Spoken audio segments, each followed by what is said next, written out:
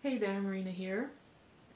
You know, our bodies are really amazing because they really don't know that when we're thinking about something, whether it's happening for real or not. This is also the practice of laughter yoga. Part of what we say about laughter is that your body knows no difference whether you're laughing for real or not. So we start laughing and then it becomes real naturally, but initially it isn't natural. But you initiate it, the mind kind of gets on board eventually. But I was thinking about this concept in another way too, because I was driving home from work today, and there was a lot of traffic, and it was rainy, and I've been feeling a little sore in my back. I've been having this soreness in my back right along my spine in the middle, off and on, actually in the middle more to the left, off and on through the years. It's much better than it used to be, and I've been seeing a very special kind of chiropractor woman who's helping me, and just also doing it for curiosity because I believe mind-body, body-mind, it's all the same. It's very interesting to also do body work and very helpful in releasing whatever is there and just enjoying experiencing new things. But anyway, so I was feeling a little sore in the car and noticing, actually I also remember my friend Dan, who's an amazing massage therapist.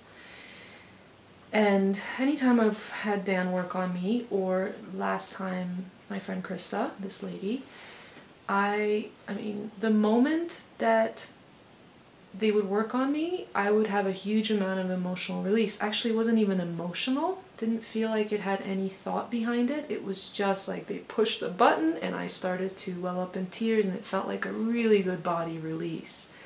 This also happened with another fantastic practitioner, Marina, that I know, who's here local in Denver. I wanted to share everybody who I know who's a very good body worker here. I'm just going to call it body work. Anyway, so what happened to me in the car was I was feeling like I need, or I would like, a massage, or I would like another one of those releases, that they could help me. And what I ended up doing was I imagined that they were working on me. I imagined that Krista was pushing on that chest muscle like she did last time. I imagined Dan pushing on my back. And sure enough, as I gave it to myself in my mind, I started to have a nice release again. It's just a nice tears of relief. And again, this is no thoughts behind it. I'm not stressed in any way. My body is obviously somehow holding stress or feeling a bit tight.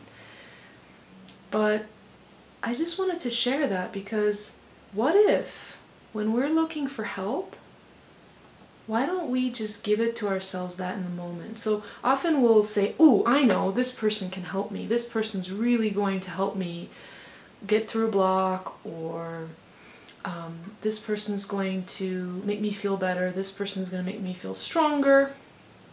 And in that moment, when you have that thought, make believe they're doing it in that moment. That's what I did. And it worked brilliantly. It immediately gave me the relief.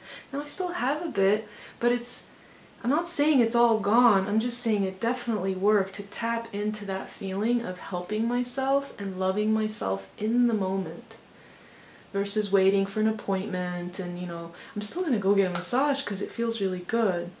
But I think it's a nice way to love ourselves. Because lately I've been thinking about this question a lot, you know, to love yourself. We hear that a lot. Be nice to yourself. Be compassionate and kind to yourself the way you would with a child or your best friend or a sweet, vulnerable pet. How can you do that with yourself? Feels strange, like there's me, and how can I turn that on me? And I guess I'm just thinking that maybe people might have this issue, because I know I have in the past. And each time, you know, using my imagination to turn it around, using my imagination to imagine my mother just gently stroking my back where it hurts, makes me feel quite emotional and grateful. And she's not around. I can give that to myself anytime.